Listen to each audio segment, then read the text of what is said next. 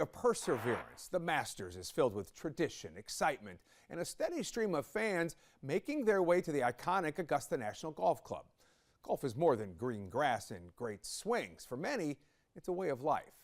At least it is for Whitey Adams, a Rock Hill legend who turned his love for the game into a way to give back, even when life tried to bogey his spirit.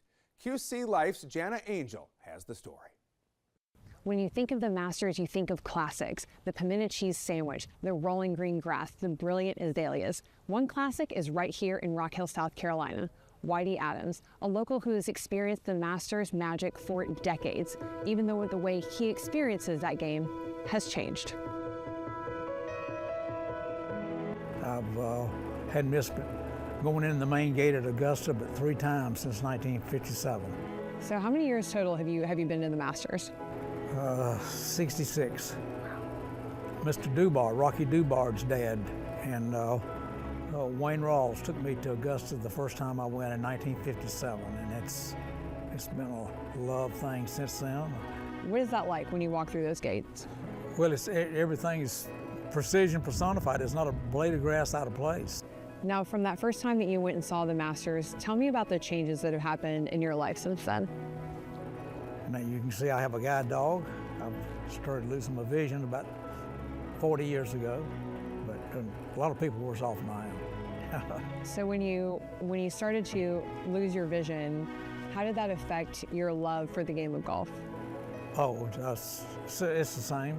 So I watch all the golf on TV, and still with my guide dog, I come to the driving range, and I'm still able to hit golf balls, not like I used to, but be able to hit the golf ball and not miss it.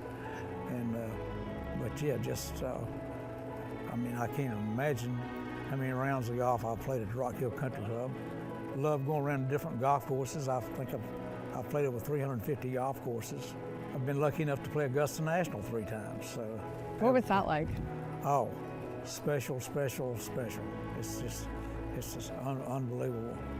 What is it about the game of golf that you think is so unique and different from other sports? Well, you can't conquer it. It's just so hard. About the time you think you've got it figured out, no. It's just it's just tough as a bus station steak, I can tell you that, yeah. And when you're looking back on all these experiences at the Masters, tell me some of the stories, because you have become just as iconic as the pimento cheese sandwiches there, and that's got to be something to be pretty proud of when you have the greats all stopping to say hi to Whitey.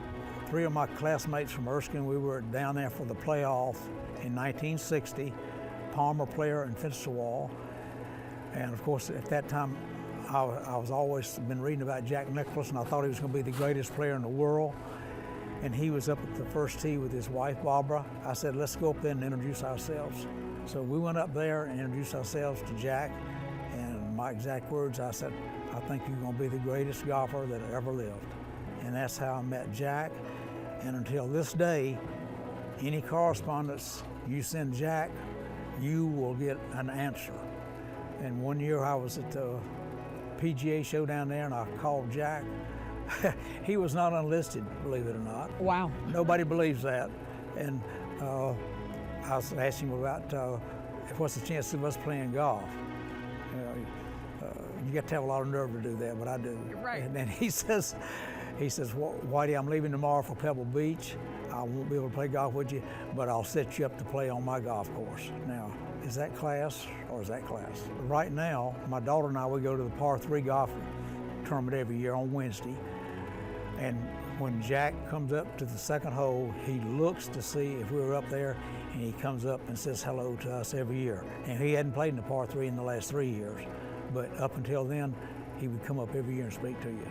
It's not just about the star-studded greens for Whitey. Adams has parlayed his love for golf into giving back, working with the Optimist Club of Rock Hill to host a charity golf tournament each year.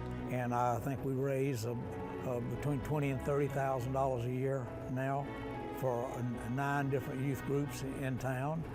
And we have such good support for people that sponsor holes and play in the golf tournament, and it's just, well, I like to say it's the best Captain's Choice golf tournament in Rock Hill. Sometimes you might feel like life has you in the sand trap, But Whitey's dedication to the game he loves and his community reminds us to keep swinging on and off the green. Jana Angel reporting for us. Whitey went to the practice round earlier this week like he does every year and has his own tradition of handing out homemade quizzes and trivia to his seatmates. He also invites anyone interested to consider supporting the Optimist Club of Rock Hill that supports youth services. Quite a story. Jana, thank you.